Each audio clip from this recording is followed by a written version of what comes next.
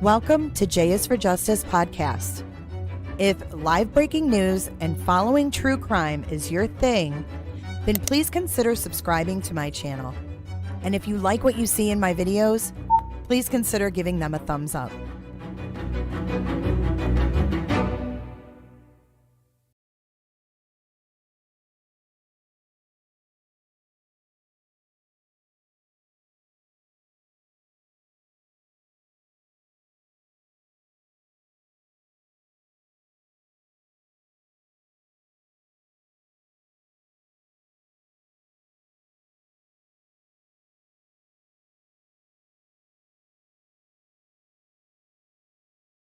I bet you thought I was hacked. I wasn't hacked. I just felt like this channel was a little crusty, and I wanted to break it in a little bit. So I'm throwing everyone off by going live. But I don't know if I'm live. Am I live? That is the question. I don't know.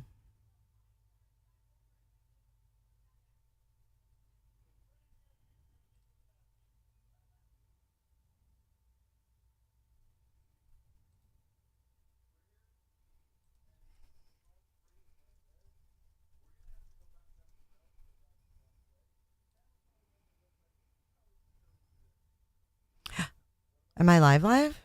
I don't see any chatters. Let me know if you're here. Make yourself known.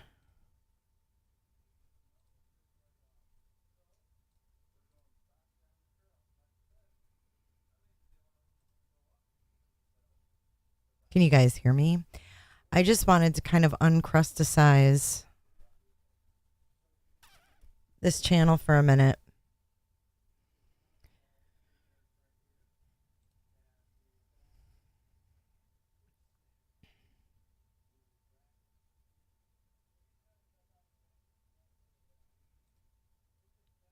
I guess we'll give a minute because I don't know if notifications went out.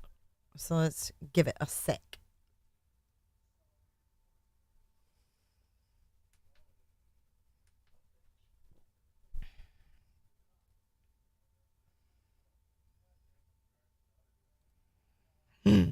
What did I just do? Oh my God. Oh my gosh. Where am I?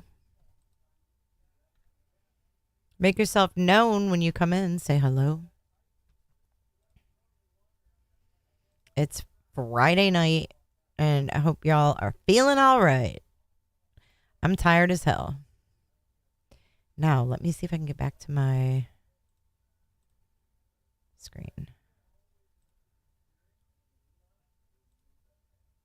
Hey, Autumn Fragrance. Hi, Anna. I have missed you guys. I have missed you. I wanted to come over and say hi. It seems like my notifications are slow going out. Like those are crusty too. So I just wanted to give you guys just a quick update. April 22nd, I can reapply to have monetization over here. Excuse me, but I think I will be doing some streams anyway. In the interim as well, just to keep the channel kind of up to date. Nothing crazy, but we are over on my other channel, which is the 411. And if you want to join us over there, we're watching the Leticia Stout case. And it's day 4, so we're picking back up on Monday. They go Monday, Tuesday, Wednesday, Friday. So that's going to be going on for probably, I think they said, like 8 weeks. So we've got 2 months of that. And then before we know it, it's going to be June, and we're going to be going into the Coburger. Exhibit E. EXHIBITY. There's a lot of exhibits going on out there right now. Everybody's getting their notifications. Hurrah, hurrah. It's so weird not seeing you guys green, but hey Cujo. Hey, Geraldine. Hello, Glowbug. Hello, Carrie, White Dog Carrie. Hello, Denise. Hello, Vegas. Hello, Carrie. They're all going to laugh at you, Carrie. Hello, Lex. Hey, Plead the Fifth. Invisible, what's up? Pammy B and Kim O. Mark Klein, hello, my man. Looking beyond, what's cracking besides your feet? Why are your feet cracking? Cracking. Hi, Tracy V. Hello again. Hello again, my beauties. So I was just coming in here to say, hey, Sammy, and to decrustify the channel for a little bit because it feels weird. Like I'm so much more comfortable though. I can't lie. When I opened up this scene to go live on J for Justice, I really felt like at home. Get my shit sticking up. So, yeah. So I was just giving you guys an update. You guys want an update in the Nexstar suit? There's an update in the lawsuit of Nexstar Media, which is News Nation. News Nation is owned by Nexstar. There is an update. So I responded to the judge. I wrote a letter to the judge, just asking if I could present my financials, and things like that, and actually have, an opportunity to present some evidence. Because the judge, the judge hasn't ruled anything, but they asked for a default judgment against me. Look at this fucker. They asked for a default judgment against me, which would mean I would have had to pay them like 70 grand, and I have a permanent injunction. A permanent injunction on what, you might ask? Well, a permanent injunction on never using any of their news again. So, anyways, I was like, no. Yes, here.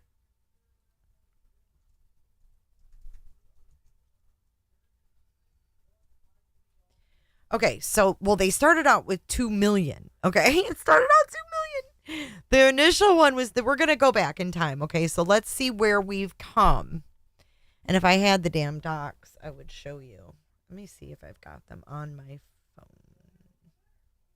I mean, it really is ridiculous.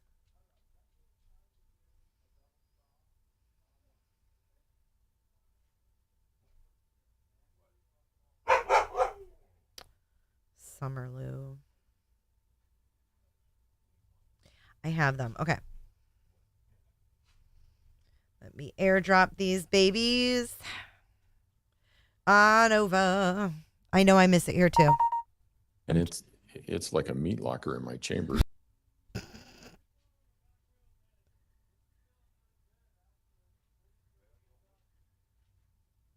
Yeah, and that's not their beef. Their beef is they don't want me to use their news. And the bottom line is that they own 65%. Thank you, Glowbug. I like your name. They own 65% of the news stations that we watch and their affiliates. So if you watch Fox affiliates, they own Fox affiliates. They own CBS. They own NBC. They own all this shit, okay? And here's me, right? I'm just like barely getting by with fucking dreadlocks and shit, right? People think I'm homeless. So let me show you the first thing.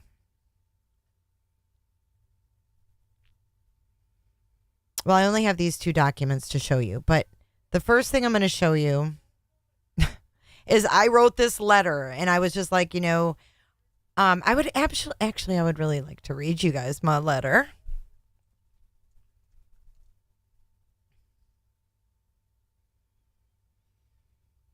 Let me see if I can't get it pulled up here really quick, because I really thought it was good.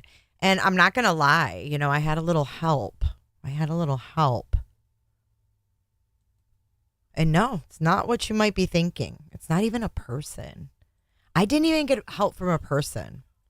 Do you want to know who assisted me with writing this letter and knowing like the terminologies? I'll give you guys one guess each. All right, so where do I go?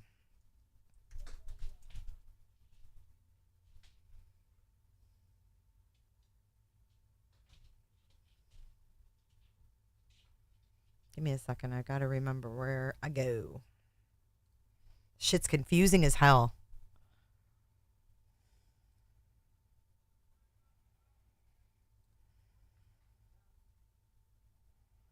So I was told that I couldn't, by the judge early on when I first responded, that I had to get a lawyer. I could not represent myself because I was an LLC. So they were suing my LLC and they were suing me personally. So they put both of us on there. So then what happened was my thing was struck because I had to have an attorney and it sucked. I mean, let's be honest. I'm not a lawyer. I don't claim to be a lawyer. I don't want to be a lawyer. But at any rate, it sucked. So they struck it and they were like, nope. So the judge said, J is for justice. You have to respond with counsel by June 30th. So obviously I couldn't do that because even if I had a lawyer, which I found one, even if I could hire him, he wouldn't have had time to look over all the stuff. And then secondly, each of those streams was like 8 hours long. So you do the math. How many hours are you going to be paying an attorney at like $500 for a federal case? It's just, they knew I couldn't fight it. Okay. So let's just get that out in the open. They knew that I couldn't fight them with money, with a lawyer.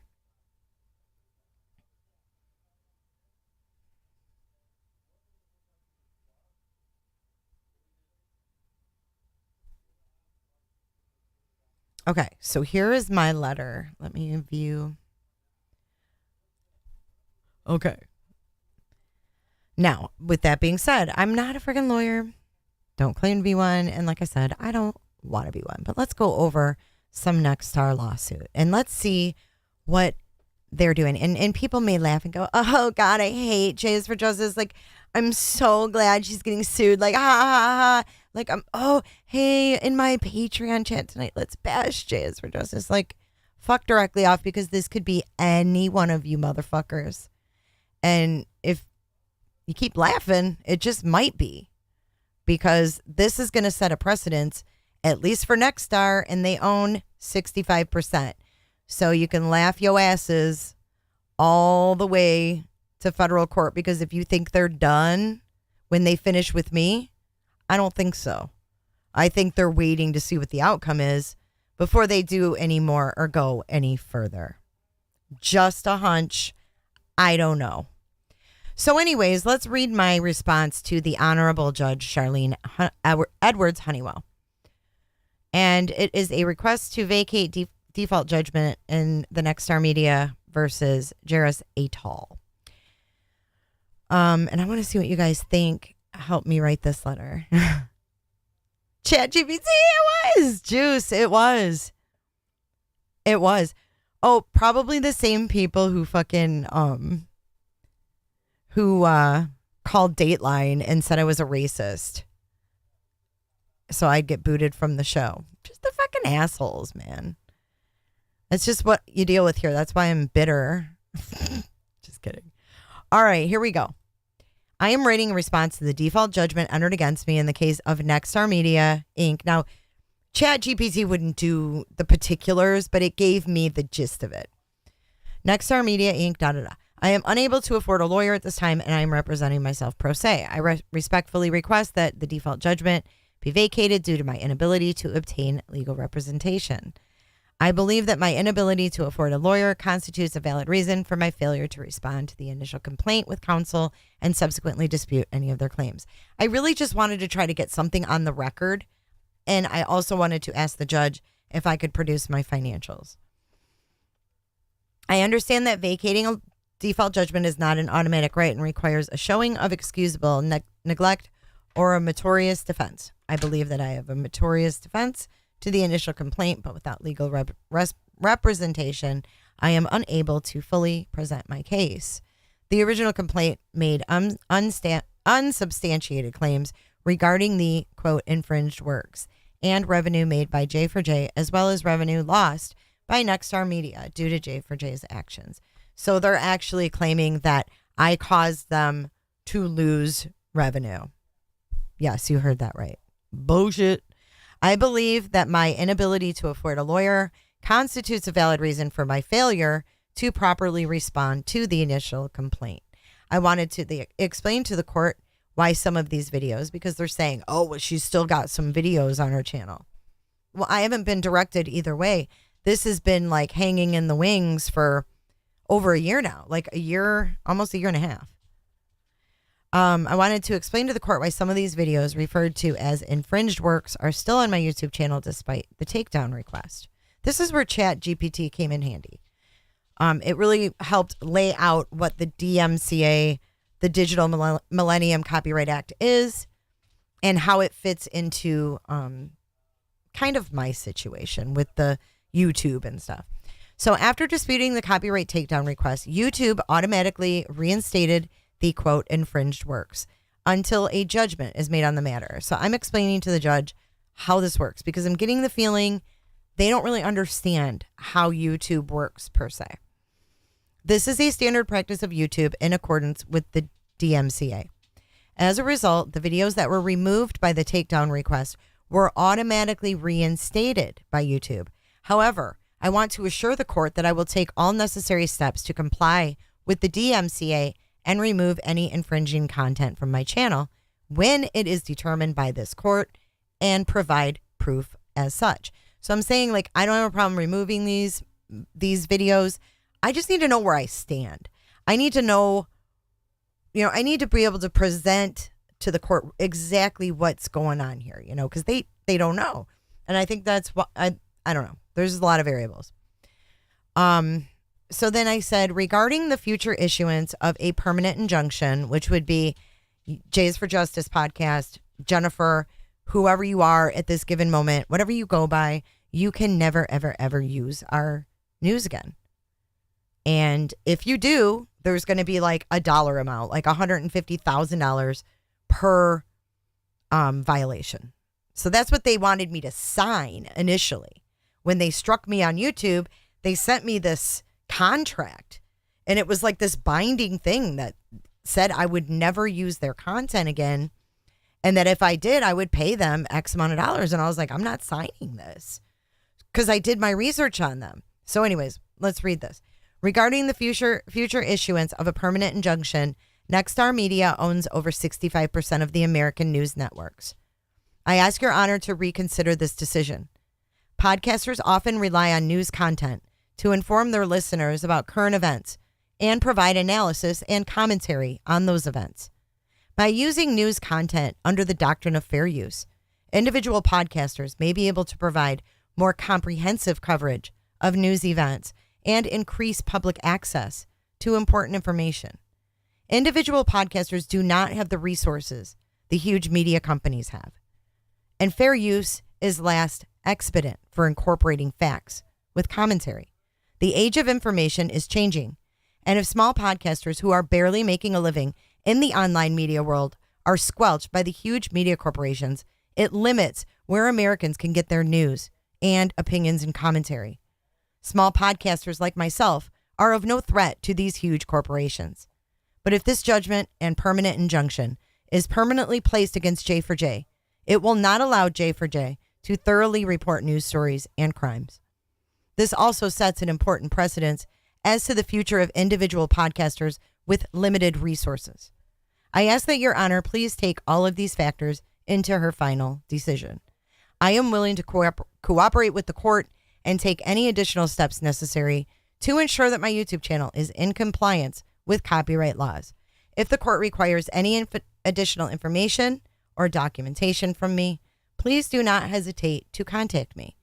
If the court requires any specific financial documents from me, I would be happy to provide them as soon as possible. Please let me know if there's any additional information or documentation that may be needed to help resolve this case. Thank you for taking the time to read this. And that's me. So let me come back to chat. So that's what I wrote to the judge, just because I wanted it on the record. I want it on the record. It's wrong. What they're doing is wrong. And love me, hate me, whatever you say about me, which I'm not controversial, but I'll tell you what, everyone should be backing this cause. Not me. Not me.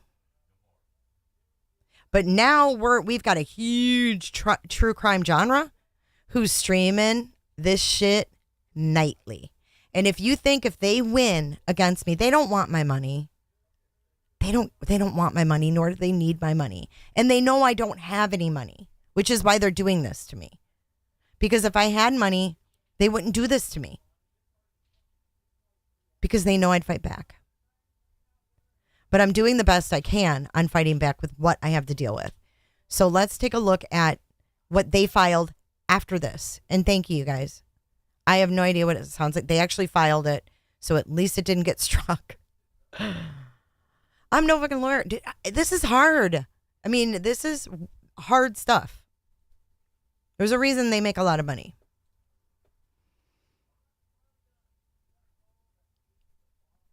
Oops. Oh. Whoops. We good? Okay. So we're good? All right. This is the first thing they filed after that. Plaintiff's motion to strike defendant J4Justice Podcast LLC's letter motion to set aside default judgment for failure to comply with local rule 202B2. So basically, they're asking for the court to strike my letter saying that the LLC defendant is not a natural person and must appear through counsel on June 1st, 2022. I mean, we are going back over a year, about a year and a half. Order striking the defendant's answer because as an LLC, defendant cannot proceed pro se. The LLC defendant has now had more than 10 months since the report and recommendation was issued to identify counsel, but has failed to do so and continues to attempt to appear pro se. Because the LLC defendant's letter motion was not signed by counsel, it must be stricken. So they filed this March 4th, 2022. I guess it was a little over a year now. And this just goes through the facts of the case, whatever. So they're just saying because I did not file with a lawyer, I'm not a lawyer, and I must do that. So they're saying, okay, strike that shit. Okay, now watch this. It gets better. Look what they filed after that. A motion to vacate 2 days after my letter was put in here.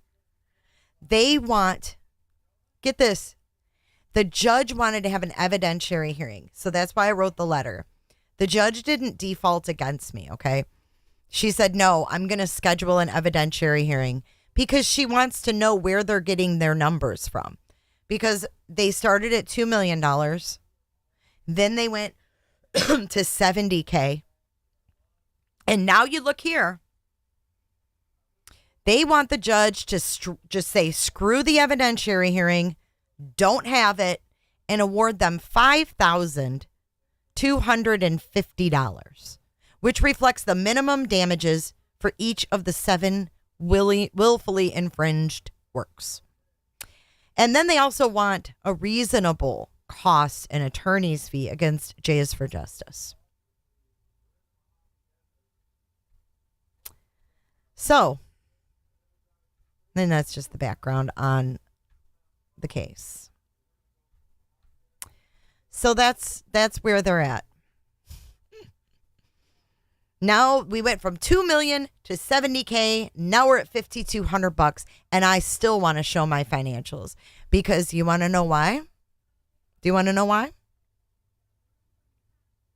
tell you why. Because if I take what I made in the month of October, the month of October was the biggest month through the Gabby Petito case.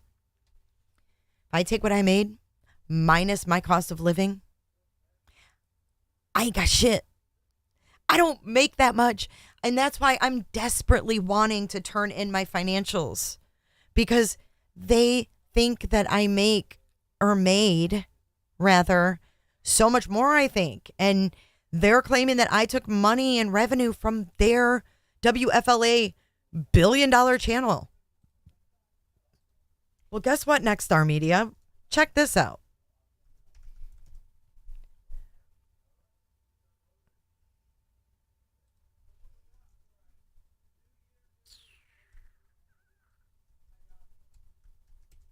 Oops. Oh, control room. I saw this on Twitter the other day and I thought, you fuckers. Look at this. April the 4th. Oh, they're all posting about it. All these motherfuckers that work for them. Look at this. Check it. And it ain't their fault. I'm just saying. These are the people that are suing me, and a lot of other podcasters should probably pay attention. But hey, what can you do? You can't make a horse drink, can you? So anyways, they're showing off. Look at first show in our new control room. And it is a big one. First night in the brand new News Nation studio and control room for special coverage of Trump's indictment. Lots of cooks in the kitchen. Yeah, I take away their revenue. I got a poster of Elon Musk smoking weed and a clock from my high school. Yeah. Roro causing Pawpaw. I mean, that's Roro. not, Who was Roro? Who the fuck is Roro? I don't know. All right. So, yeah, let me come back to chat and see what you guys think. I mean, that's pretty much the gist of it. So now I'm waiting to see if what the judge is going to rule. And hopefully she'll still want to do the evidentiary hearing because I want an opportunity to at least produce my side of things and to show them. So, hey, Heather. Hey, BB. Hey, Angie B. Angie B, it's past your bedtime, isn't it? Hey, Heather. Hey, did I say Heather already? Hey, Sylvia, Chick Antique. Casey. Yeah, I just wanted to pop over here and just say hi for a minute, but that was a good little reminder.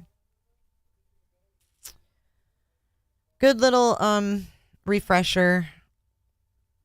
Little bit of action, though. I don't know. I mean, does it mean anything that they started? They responded that quickly and brought it down from 70 to 5K.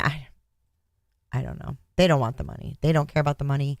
They want that injunction function. What's your function? That's what they want. That fucking injunction. Hi, Fine Summer's Truth.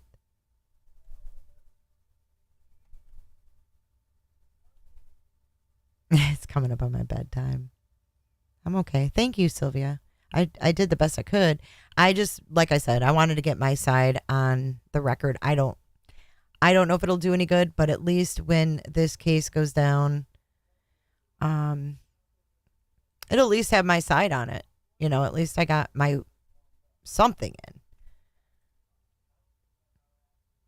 They're just not kosher, dude. No, Heather, thank you though.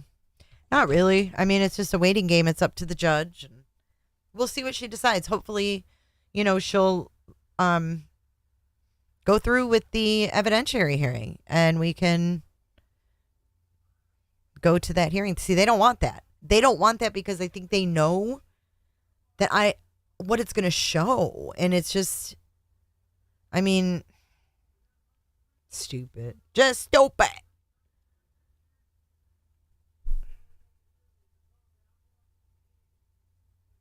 Yeah, a lot of people started watching that idiot JB because of them. What are you going to do? Hey, CEO. We missed you today, dude. I guess some of us have to work, right?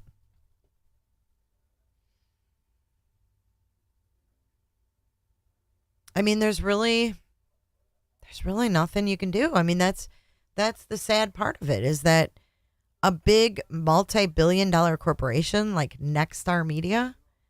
You may not have ever heard of Nexstar Media, but if you've heard of CBS, NBC, Fox, all the News Nation, I can't even go on. I go on and on and on. And then all these affiliates. So in every city. So if I'm following a story in Pittsburgh and I'm listening to a Fox affiliate there, I could get in trouble. So, yeah. Big corporations. paying 2 lawyers to do this shit. Paying 2 of them. Because they had to get a guy in Florida because their guy's in D.C. This is federal court, you guys. It's not a joke. This is not some stupid, YouTuber suing me because she's mad and wants to get her story out in a lawsuit. That's not what this is. This is the real deal. This is over on the other channel, we were watching Letitia, CEO, CEO.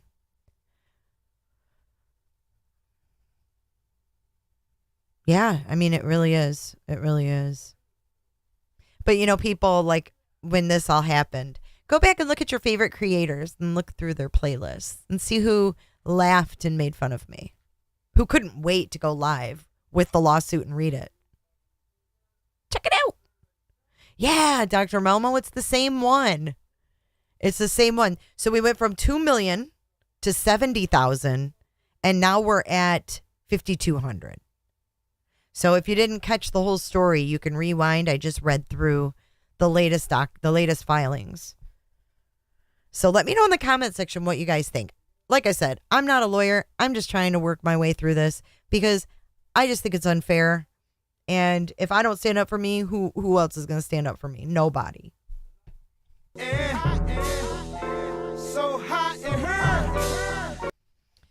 It's been pretty hot over on the 411 watching the Letitia Stock trial. And it's getting pretty good. Some girl that she was trying to get to like conspire with her is testifying.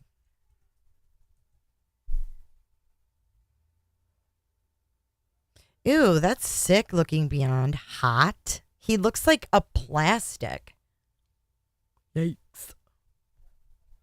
And it's like a meat locker in my chamber. It is what it is. I mean, I guess to each their own. But no thanks. JB, it's we have to stand down. That's what I was thinking, Melmo. I was thinking about responding to their motion to vacate. So now they don't even want, the judge wanted to have Melmo an evidentiary hearing, and now they don't want that. They just want $5,200. He does. Have you ever seen the real life Ken? JB, it's we have to stand down. Ew. I mean, Blit.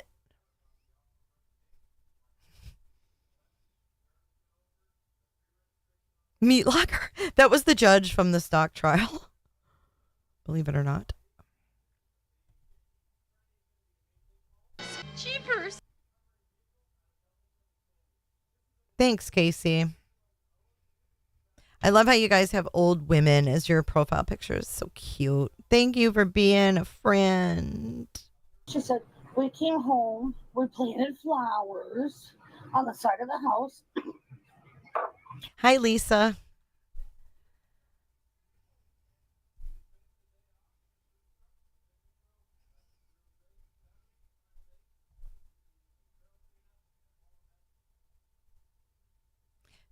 I wish it was that easy. Tell them you are sorry. Okay. It's not going to work that way. No, I'll be all right. I got this. Countersue him for $2 million for damages.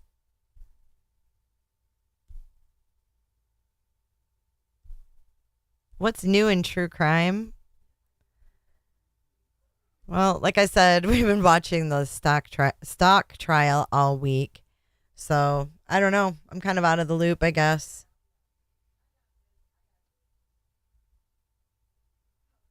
I put some videos up through the week, I think. Not very many, but yesterday I did. Ironic they're not suing the old, let's say, 200 other YouTubers who did it daily for months. I guess those other 2 YouTubers didn't get turned in by people. Oh, Madeline Kingsbury. I did see that. I have a video on that. You guys need to subscribe over on the 411 channel.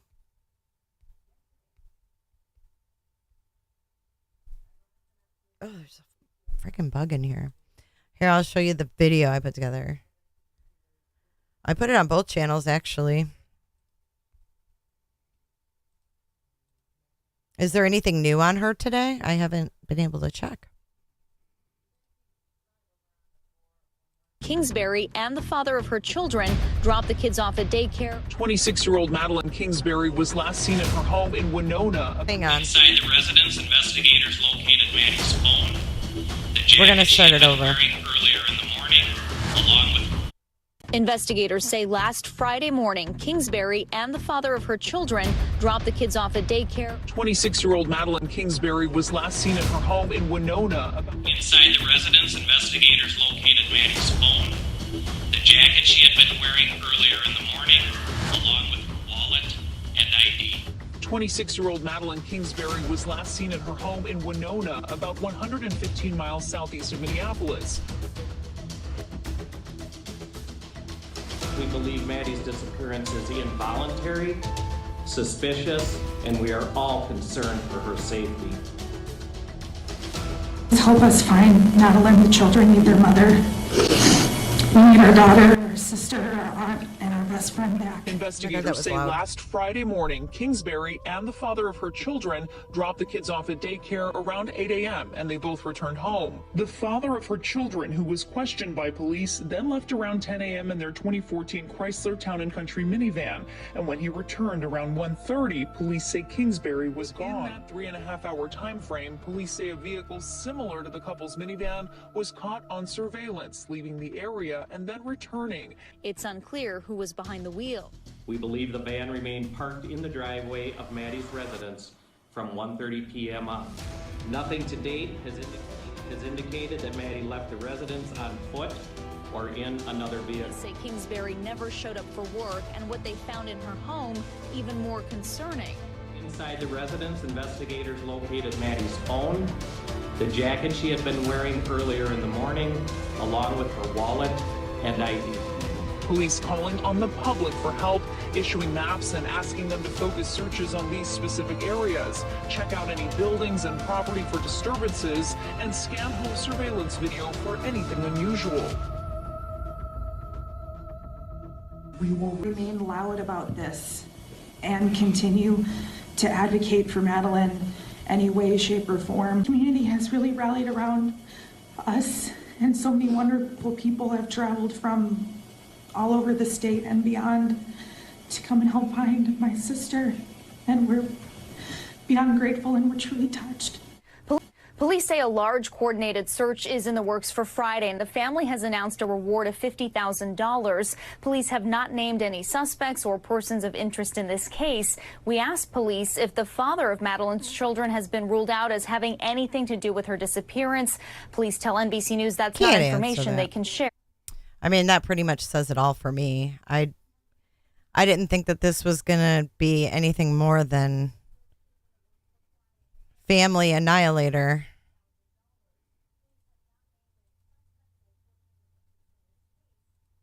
Award of $50,000. Yeah, she was with the children's father, right? So the timeline, yeah, I mean, this one's like pretty obvious. I'm all for, innocent until proven guilty, but come on. They took the kids to daycare together at 8 a.m. He says they went home and then he left at 10, came home at 1:30 and she gone. She left her phone, her purse. This is like Chris Watts 2.0, except there wasn't a Nicole Atkinson at the door.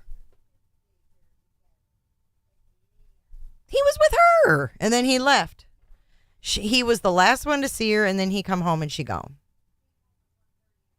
I don't think that's a big mystery whodunit. Not like, the Idaho 4 has been. Is he arrested yet? I think it's a matter of time before you see her husband arrested.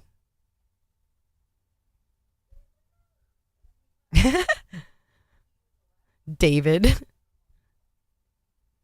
Yeah, and I'm sure it's money. I'm sure they probably have money problems. Something's going on with the money, businesses, or affair. Something like that. Hey, Casey. Real quick, I want to show you guys something before I go. This is strange. Throw your DNA on this like button. Support this channel any way you can, and that's how you can support it. Thumbs up.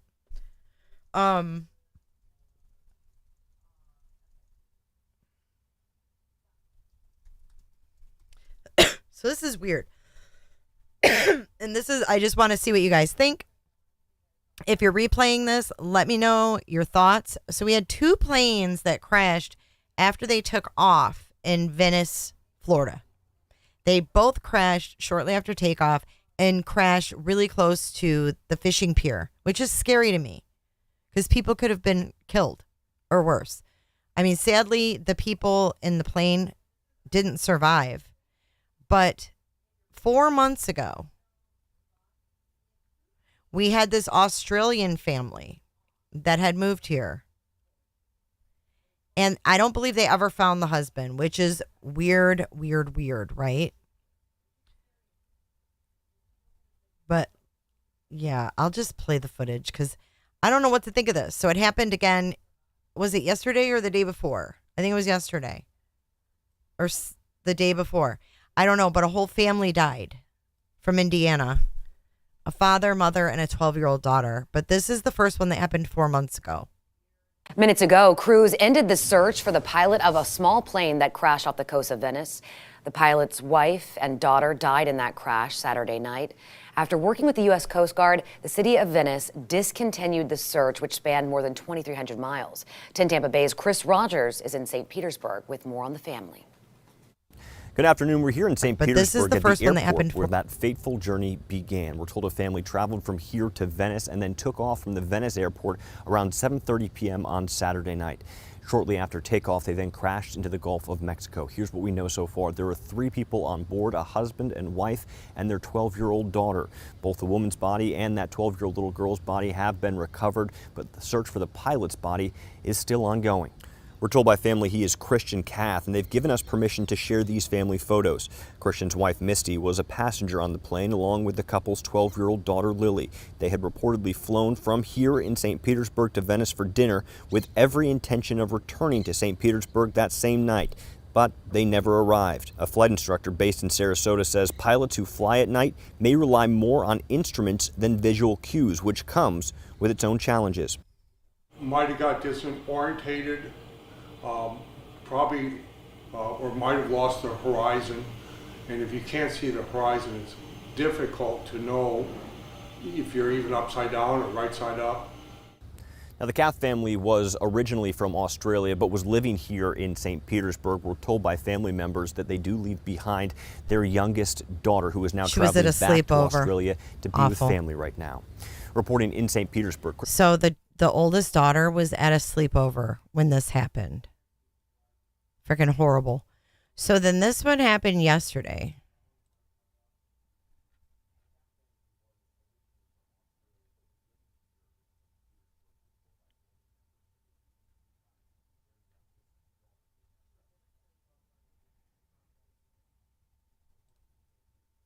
First tonight, we're learning more about the 2 couples killed in a small plane crash we brought to you as a news alert last night. The 4 were visiting Venice for dinner before taking off from Venice Municipal Airport. And just hours ago, the final pieces of the mangled plane were removed from the water. They'll now be examined by investigators. Searching. Oh, wait, let me just give you a little random fun fact. I think because these guys get their pilot license and they get excited. And it's fun to, fly over the water, the coast, whatever. I don't know.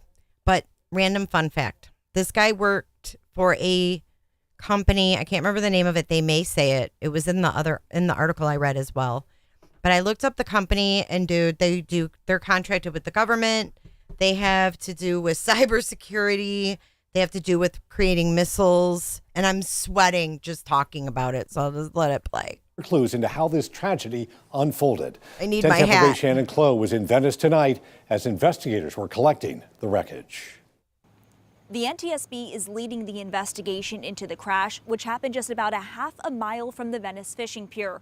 We're told 2 couples got into a small plane after they had finished dinner at Sharky's. They were heading back to their hotel in St. Pete when their lives ended just offshore. It is the sobering end to a journey that had just begun. 911, what's the location of the emergency? I'm at the pier at Sharky's, and a plane just took off and crashed in the water. Shortly after takeoff, the Piper, a 7-passenger aircraft, crashed into 25 feet of water. On board, Jeff and Patty Lumpkin, along with friends Rick and Beth Beaver, all from the Indianapolis area, who were headed back to their hotel in St. Pete. It was not a smooth landing by any means. Witnesses say the plane lost altitude quickly. I'm a pilot. His engine sounded normal. He was just losing a lot of altitude. He crashed pretty hard. People remember hearing a loud noise. Sounded like the engine's like shutting up, like not an explosion, but like a large, like a backfire. The bodies of the 2 men were recovered quickly. The bodies of their wives weren't found until today. Gut-wrenching. NTSB and local investigators. So why do you think the women were found together and the men found together? Will examine the wreckage to determine if this was a human or mechanical error that caused the crash. It's really too early to make any conclusions because we have to see what happened, what was the cause of this crash. The human toll is more clear. The pilot, Jeff Lumpkin, worked in the Intelligence and Space Division at Raytheon. His wife, Patty, was a realtor in Indianapolis. Raytheon. That's what it is, Raytheon. Beaver was the president of Beaver Construction. His wife, Beth, founded a cheer and tumbling business. The Beavers leave behind 7 children and 9 grandchildren. And we're told the NTSB does have video from the pier. They will be using that to figure out what happened that caused this crash just shortly after the plane took off. I'm in Venice. Shannon Clough, 10 Tampa Bay. So what do you guys think? Do you think that something happened here? I mean, it could be a coincidence, but it just seems like, wow. Like, oh, wait, Olive, are you still here? Olive, Leo, are you guys still here? Check this out. I'm going to play a little bit of the press conference. Y'all are going to shit when you see how uncomfortable they are. And like this one answer that they give is so strange. Oh, let me. Okay, so this is the police chief of Venice. And then this is the guy that runs the airport. He's like the director of the airport.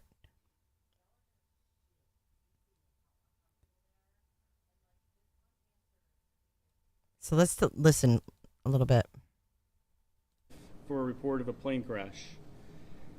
There's several witnesses that were on the pier that observed the crash. And then I know what part it is.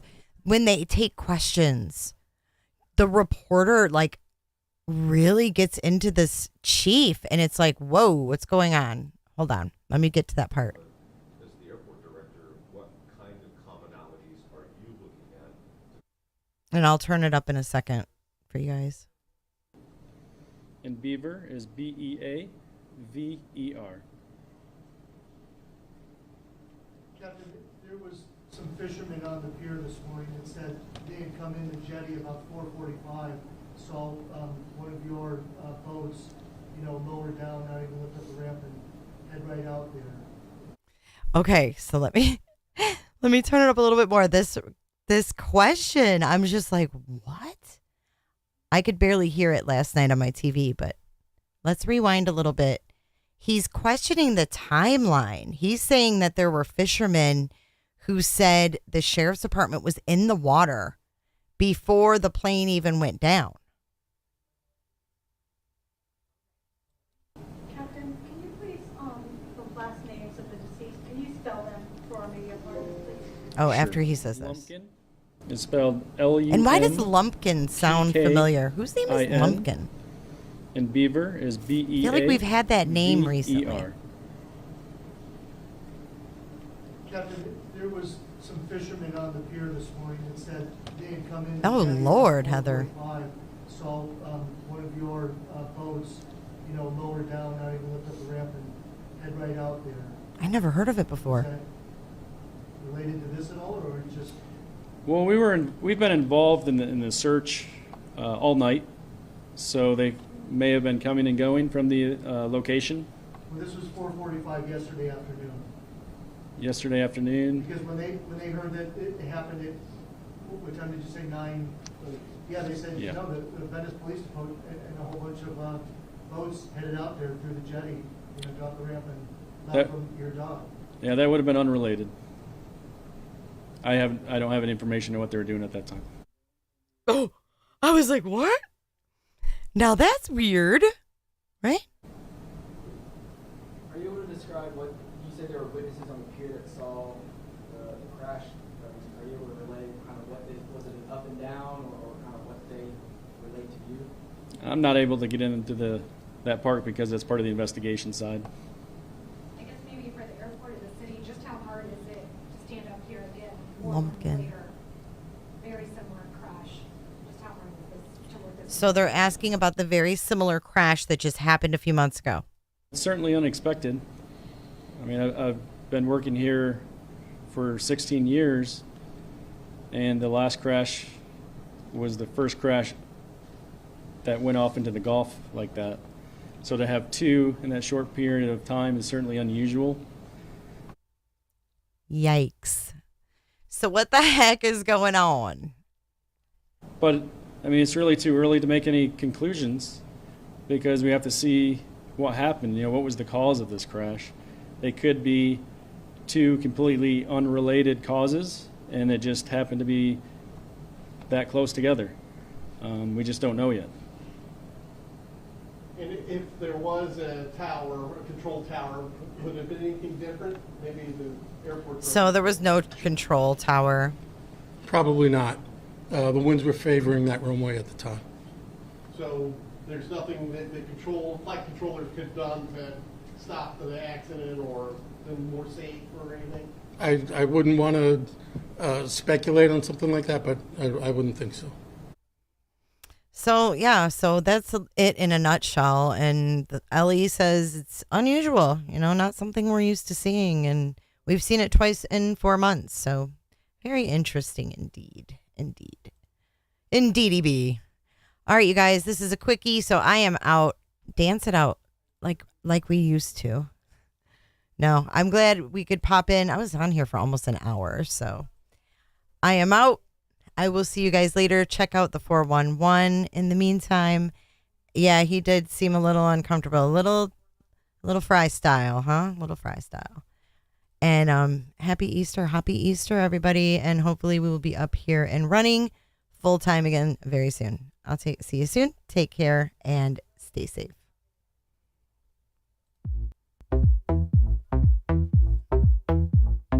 I don't give a damn. I don't really care about you and your problems. I don't give a damn. You talk way too much. I have heard enough about you and your problems. I don't give a damn. I don't give a damn. I don't give a damn. I don't give a damn. I don't give a damn. You wanna be with me. You wanna feel something real, but I'm feeling differently. You're making plans to get to France, but don't wanna face the fact that I ain't got time. What have you done for me lately? Staying up late, sleeping all day, dreaming about Cadillacs. Buying new shoes, hanging by the pool, sipping on Coke and Jack. Calling my phone, God almighty. but I'll never call you back. 'Cause I ain't got time, Roberta.